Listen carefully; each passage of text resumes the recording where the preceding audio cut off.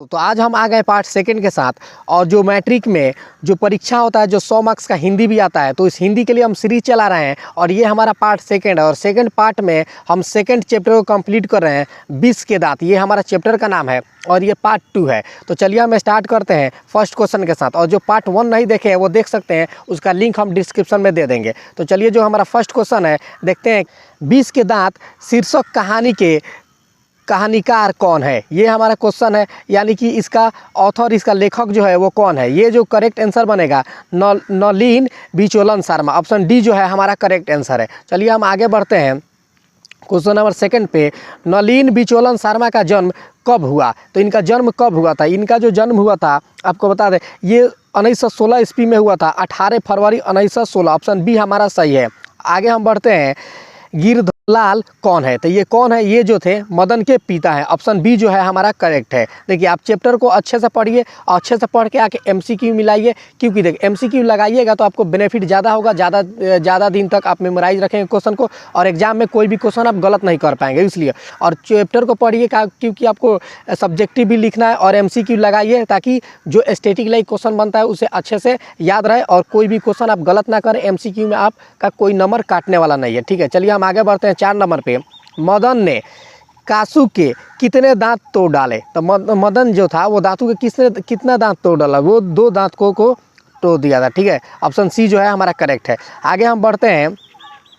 नलिन बिचोलन शर्मा के माताजी का क्या नाम था? इनका माताजी का क्या नाम था? देखिए आप इनके पिताजी का नाम हमें कमेंट बॉक्स में बताइए, और इसके माताजी का नाम यहाँ पे आपके सामने है, इंद्रावती शर्मा, ठीक है। इंद्रावती शर्मा है, ऑप्शन डी हमारा करेक्ट है। ऐसे भी इनके पिताजी का भी नाम हम आपको इसी वीडियो में अंत में मिलेगा, लेकिन पहले आप बताइए कमेंट में, ठीक है।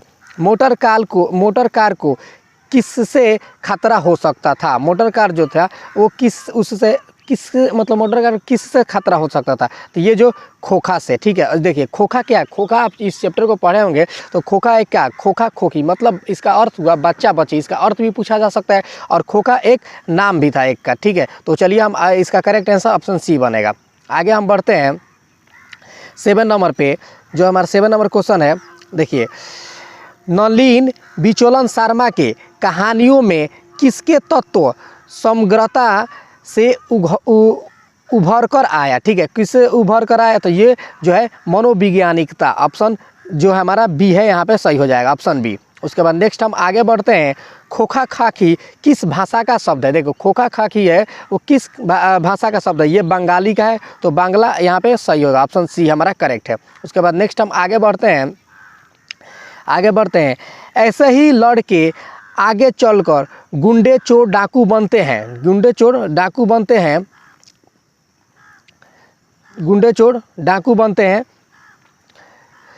यह पंक्ति कहानी किस पात्र ने कही? ठीक है, किस पात्र ने कही है? तो ये जो कही है सेन साहब, ऑप्शन सी जो है हमारा सही है, ऑप्शन सी। नेक्स्ट हम आगे बढ़ते हैं। खोखा खाकी का अर्थ क्या है? देखिए यहाँ पे अर्थ पूछ लिया गया, तो यही अभी आपको बताएं, ऑप्शन ए हमारा करेक्ट हो जाएगा, बच्चा बच्ची, ठीक है। आगे बढ़ते हैं। 20 के दांत कैसी कहानी है? जो 20 के दांत ये चैप्टर है, ये कहानी है। ये चैप्टर में ये क्या, ये भी पूछा जा सकता है 20 के दांत क्या है? निबंध है, लेखक कहानी है, कविता है, क्या है? तो ये क्वेश्चन अगर पूछा जाए कि 20 के दांत क्या है, तो एक कहानी है, ठीक है। उसके बाद ये क्या है? 20 के दांत कैसी कहानी है? तो अभी हम ऊपर देखें उसी अकॉर्डिंग मनोवैज्ञानिक, ठीक है। ऑप्शन डी जो है हमारा करेक्ट हो जाएगा। आगे हम बढ़ते हैं। खोखा का क्या नाम है? जो खोखा अभी हम बताएं खोखा था, उसका नाम भी था, तो जो खोखा से प्रसिद्ध था इस चैप्टर में, उसका क्या नाम है? इसका कासू, ऑप्शन सी जो है हमारा करेक्ट हो जाएगा। उसके बाद नेक्स्ट हम आगे बढ़ते हैं 23 नंबर पे। सेन साहब अपने पुत्र को बनाना चाहते थे, क्या बनाना चाहते थे? बिजनेसमैन और इंजीनियर, बिजनेसमैन या इंजीनियर, ठीक है। ऑप्शन ए जो है हमारा करेक्ट हो जाएगा। ये दोनों में से कोई एक बनाना चाहते थे, ठीक है। मदन अक्सर किसके हाथों से पीटता था? मदन जो था वो अक्सर किसके हाथ से पीटता था? वो अपने पिता के हाथों से पीटता था, ऑप्शन डी जो है हमारा करेक्ट है। उसके बाद नेक्स्ट हम आगे बढ़ते हैं।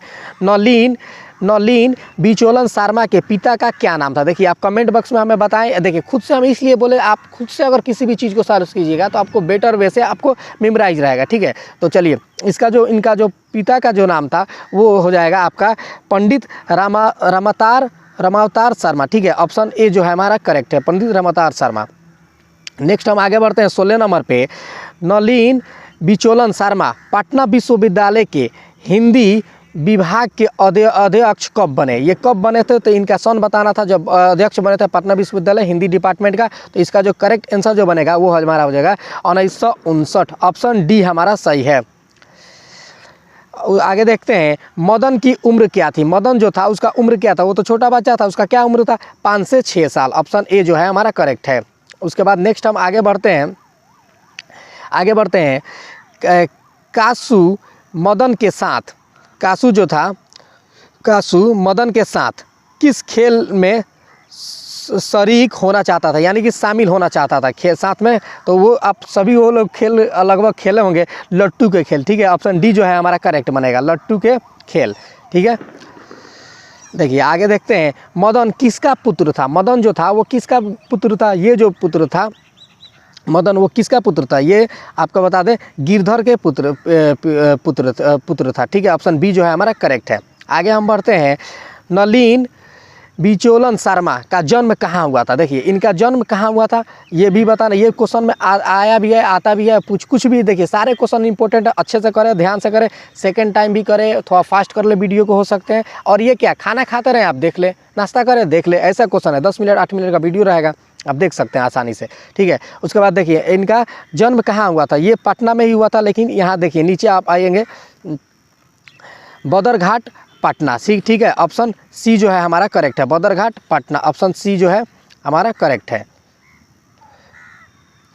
आगे हम देखते हैं नलिन बिचौलन शर्मा की मृत्यु कब हुई? इनका मृत्यु जो हुआ था वो कब हुआ था, ठीक है। तो इनका जो मृत्यु जो हुआ था, देखिए यहाँ पे सन जो है, अगर आपको सिर्फ सन याद रहेगा तो कंफ्यूज हो जाएंगे, ठीक है। इसलिए इस चैप्टर में अच्छे से पढ़े होंगे तो चैप्टर में डेट भी मेंशन किया गया है, तो डेट पूछा जा सकता है। तो इसका जो करेक्ट आंसर जो बनेगा हमारा वो हो जाएगा 12 सितंबर 1961। ऑप्शन ए हमारा सही होगा। उसके बाद हम आगे बढ़ते हैं लड़कियां क्या है? कठपुतलियां है। लड़कियां क्या है? कठपुतलियां है। किसे इस बात पर कि इसे इस बात पर गर्व है? मतलब इसे इस बात पे गर्व है क्या? तो माता पिता, ठीक है, अपने माता पिता। ऑप्शन सी जो है, ऑप्शन डी जो है हमारा करेक्ट है, ठीक है। उनके माता पिता को गर्व है, ठीक है। और आगे हम देखते हैं 23 नंबर पे कौवा की जमानत में शामिल होने के लिए कौन ललक गया? मतलब कौन आगे आ गया कौवा के जमानत के शामिल जो कौवा। अब देखिए आप चैप्टर पढ़ेंगे आपको सारा चीज़ अच्छे से समझ में आएगा। ये हम वो क्वेश्चन उठाए हैं जो स्टैटिक लाइक है, जो MCQ में पूछा जा सकता है और पूछा जाता है। तो कौन था? हंस था। ऑप्शन बी हमारा यहाँ पे सही होगा। आगे हम बढ़ते हैं किसके अनुसार सेना ने सिद्धांतों को भी बदल दिया था? किसके अनुसार? तो ये जो हुआ ये इसका जो किसके अनुसार, ये इसका करेक्ट आंसर जो बनेगा खोखा के अनुसार, ठीक है। ऑप्शन जो बी हमारा है वो सही है। आगे हम बढ़ते हैं सेन साहब की कितनी लड़कियां थी? जो सेन साहब थे उनकी कितनी लड़कियां थी? तो इनकी जो लड़कियां थी वो 5 लड़कियां थी, ठीक है। देखिए अगर कोई क्वेश्चन का आंसर गलत दे रहे हैं तो आप उसे कमेंट में जरूर सही कीजिएगा, ठीक है। आगे हम बढ़ते हैं और ये हमारा लास्ट क्वेश्चन है 26 नंबर।